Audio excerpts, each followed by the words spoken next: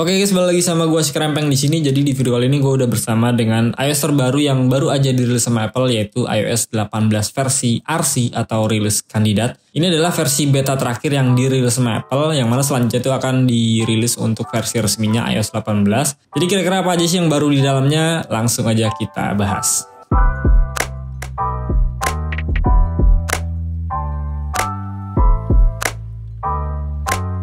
Oke, ini dia untuk iOS 18 versi RC atau rilis kandidat. Dirilis berbarengan dengan Apple Event yang diselenggarakan sama Apple, yang mana mereka memperkenalkan jajaran device terbarunya mulai dari iPhone, Apple Watch, dan juga AirPods. Dan yang akan kita bahas kali ini adalah softwarenya ya untuk iOS 18 versi RC atau rilis kandidat. Di sini gue coba update pakai iPhone secondary device gue ya, iPhone XR. Karena untuk primary device gue, iPhone 15 Pro itu gue update ke 18.1 ya, beta version juga, itu udah sampai ke beta ketiga. Kenapa begitu? Karena ya di 18.1 tuh udah ada Apple Intelligence yang mana itu nggak bisa kita dapetin selain di iPhone 15 Pro dan juga 15 Pro Max ke atas. Nah untuk 18-nya mending gue pakai iPhone XR Go ini untuk update ya. Jadi untuk versi RC-nya gue dapetin size-nya tuh di angka 6,21 GB.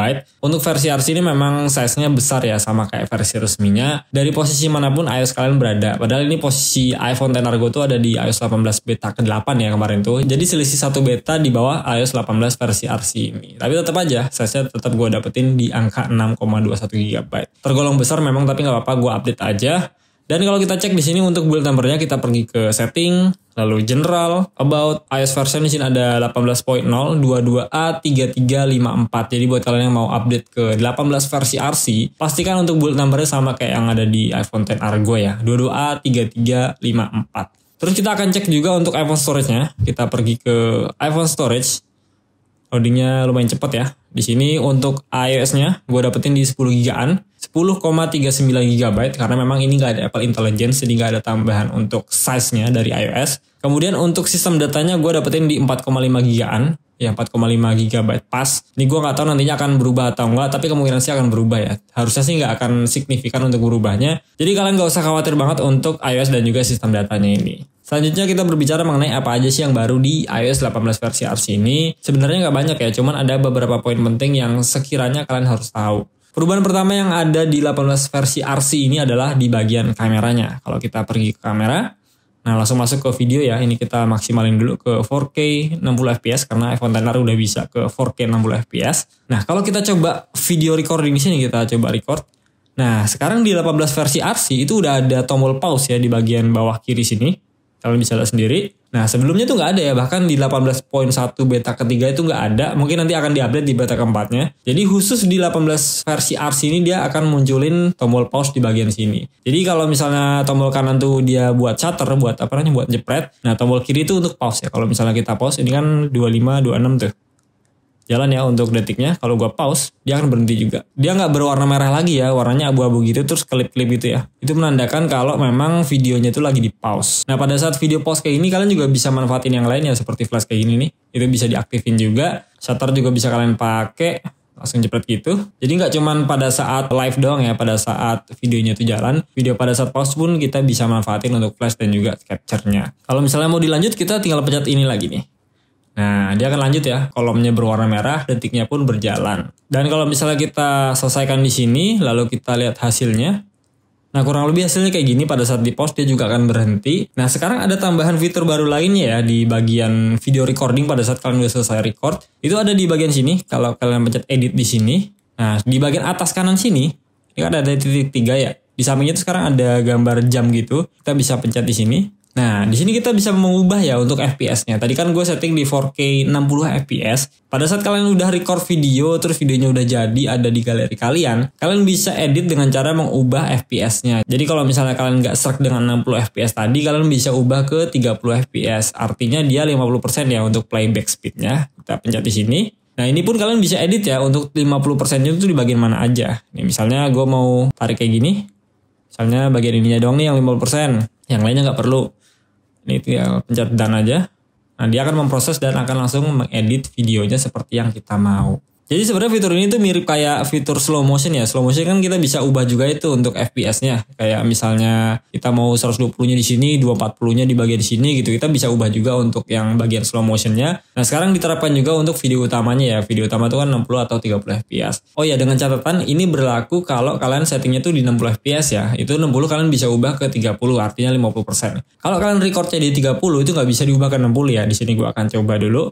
4K 24 30 Oke, gua record. Kita ambil 5 detik aja lah ya. Nggak usah lama-lama. 3 4 5. Oke, selesai. Gua lihat hasilnya. Gua edit di bagian sini. Nah, di bagian sini dia nggak ada ya, nggak ada keterangan jam gitu, nggak ada icon jamnya sama kayak yang di 60 fps tadi. Jadi kalau misalnya kalian mau ubah untuk fps-nya sesuka hati kalian, mau di bagian manapun itu setting recording videonya harus di 60 fps dulu. Jadi dalam hal ini mungkin Apple kasih keleluasaan buat kalian yang mau edit fps itu, video recordingnya harus 60 fps ke atas. Jadi 60 fps sampai 240 fps, artinya slow motion ya, itu bisa kalian edit untuk fps-nya. Tapi kalau misalnya kalian recordingnya di 30 fps, itu nggak bisa diubah ya, jadi 50%-nya itu kan 15 fps, itu nggak bisa. Apalagi kalau dinaikin jadi 60 fps. Dia nggak akan ada tanda ikonnya di sini ya, icon jamnya tadi itu nggak ada. Hal yang baru di 18 versi RC sebenarnya itu aja yang gue lihat. Karena memang ini kan versi rilis kandidat untuk dirilis. Dan biasanya untuk versi RC ini nggak ada perubahan yang signifikan ya. Bahkan sebenarnya fitur tadi lumayan bagus sih untuk versi RC. Biasanya itu memang nggak ada sama sekali. Paling perbaikan bugs aja yang ada di beta sebelumnya. Nah ini termasuknya beruntung banget kita dapetin versi RC dengan tambahan fitur seperti tadi. Nah kalau untuk performa sebenarnya masih nyaman-nyaman aja ya. Nggak ada masalah sama sekali. Di sini kalau kita ke bagian control center juga dia lumayan lancar ya. Untuk pindah-pindahnya sebenarnya tuh sebelumnya ada patah-patah gitu ya, bahkan nggak mau ganti gitu untuk halamannya. Sekarang sih lumayan lancar ya. Kalau FPS kan tergantung sama refresh rate dari iPhone kalian, iPhone berapa, yaitu kalau misalnya iPhone XR kan 60 fps ya. Kalau misalnya 120 fps di Pro Series mungkin akan lebih smooth lagi untuk transisi halamannya. Oke, selanjutnya untuk Geekbench Score gue udah tes, tapi gue nggak tahu ya kenapa ini bugs mungkin ya ada di iPhone XR. Gue coba di 15 Pro itu nggak ada masalah ya. Gue nggak tahu juga, gue belum cobain iOS 18 versi RC ini di beberapa device ya. Tapi kalau di 18.1 beta 3 di iPhone 15 Pro itu nggak ada masalah untuk tes Geekbench 6 ini. Aplikasinya juga udah gue update, ini yang terbaru nggak ada masalah harusnya. GPU benchmark udah gue tes ya untuk GPU historinya di sini. 18.0 ini yang versi RC gue dapetin di angka 8168. Sementara untuk CPU benchmarknya sebenarnya udah gue tes juga. Cuman pada saat setengah jalan, loadingnya itu setengah atau 50%, dia langsung nge-cut loh. Jadi nggak ada hasilnya, sama sekali nggak ada. Aplikasinya tuh langsung keluar sendiri. Dan di story-nya pun blank putih kayak gini. Gue nggak tahu ini bugs atau gimana. Cuma di iPhone XR ini aja 18 versi RC. Tapi kalau misalnya kalian mengalami hal yang sama di iPhone XR dan 18 versi RC, coba aja tulis di kolom komentar. Oke, gue rasa gitu dulu aja ya untuk updatean versi RC ini. Nggak ada yang banyak dan gue nggak bisa ngomong banyak juga. So far aman-aman aja sih untuk iPhone gue update ke versi RC ini, nggak ada masalah sama sekali. Kalau kalian mau update ke versi RC silahkan aja update, gue udah kasih tahu apa aja hal yang baru di dalamnya. Tapi kalau kalian bisa sabar untuk nungguin versi resminya, mending tungguin aja. Paling semingguan lagi akan dirilis. Oke, gue rasa gitu dulu aja video dari gue. Semoga video ini bisa bermanfaat buat kalian. Kalau kalian gak keberatan bisa like, share, and subscribe channel YouTube gue. Kita ketemu lagi di video berikutnya and goodbye.